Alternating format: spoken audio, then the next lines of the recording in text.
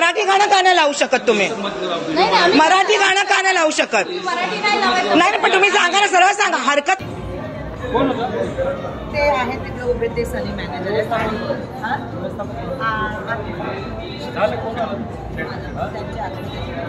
बोलो आहे ना जरा, बोलो बोलो. कालच भाऊ पाणी भारी पडणार.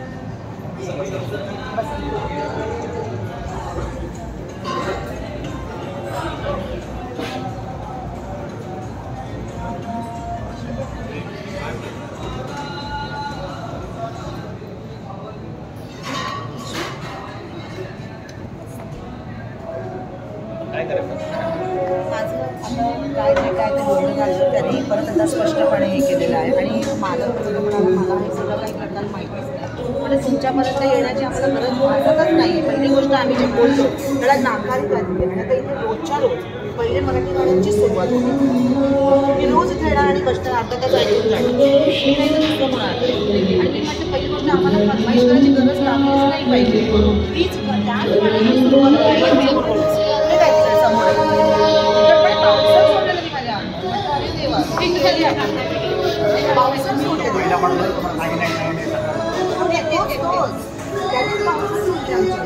आणि ते सगळे डीजे वाल्यापासून सगळे मराठी गाणी लावणार नाही स्पष्ट बोलतात. No request. सगळे होते जे पुरुष सगळे आमच्या मागे होते. कोणी हात नाही लागला, कोणी हात लावला तर तुम्ही गेले सगळे. मी कायदा मोडला नाही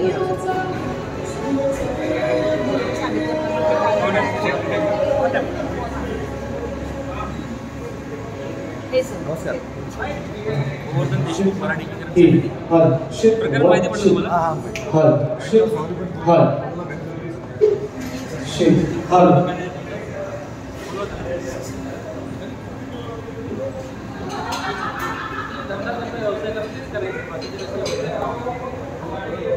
मॅडम बरोबर असेल पण एवढं लगे मराठी वाजवणार नाही कोण बरोबर राज्यामध्ये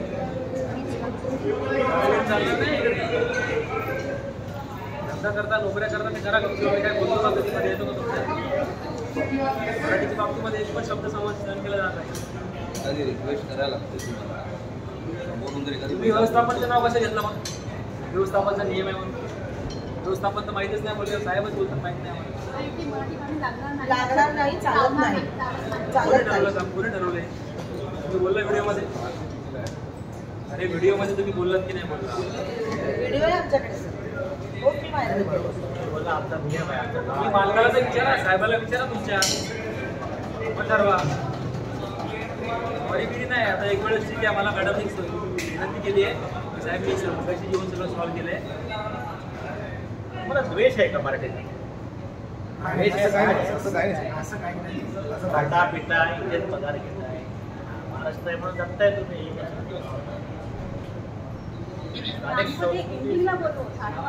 उपकार करता का आमच्यावर? तुम्ही उपकार नाही करत. तुम्हाला इथे रोजीरोटी, पोटा पाण्याचा पैसा, व्यवसाय सगळे मिळते. ही धरती छत्रपती शिवाजी महाराजांची मराठी धरती आहे.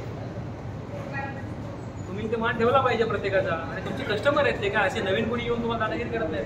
You should respect your customer. If you lose your customer then who will come here?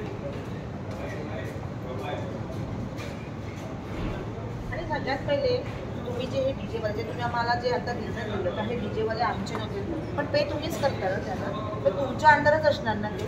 DJ वाले पण एवढी का म्हणजे उद्धटपणे हे करतात, मला ते नाही समजत. काल पण तुमचा कुठला डीजे वाला होता, आज आहे का तो इकडे? नाही आहे का? त्याच्याशी आम्ही बोलतोय तर तो आम्हाला इग्नोर करतोय, सरळ असं करतो. आणि आम्ही तिकडे गेलो. काय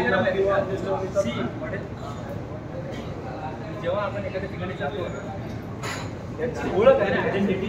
it's on your language, it's on your songs. ते तुम्ही केलं पाहिजे. तुम्ही तिकडे करणार नसेल तर त्याचं काय अर्थ आहे? तुम्हाला एखादा नवीन माणूस आला त्याला कळलं पाहिजे की वेअर इन महाराष्ट्र. होतं काय तुमच्या माझ्या बाई बोलते लावा लावा, तुम्ही बोलता काय हे व्हिडिओ काढून चुकीचं नाही. हा तिथे खातोय तिथे आपण चेक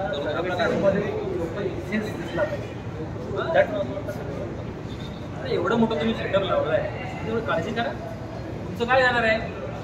त्या माणसाच जाईल. बरोबर धंद्याला लागला ना तो फालतूमध्ये, त्याला काय नोकरी करतायत.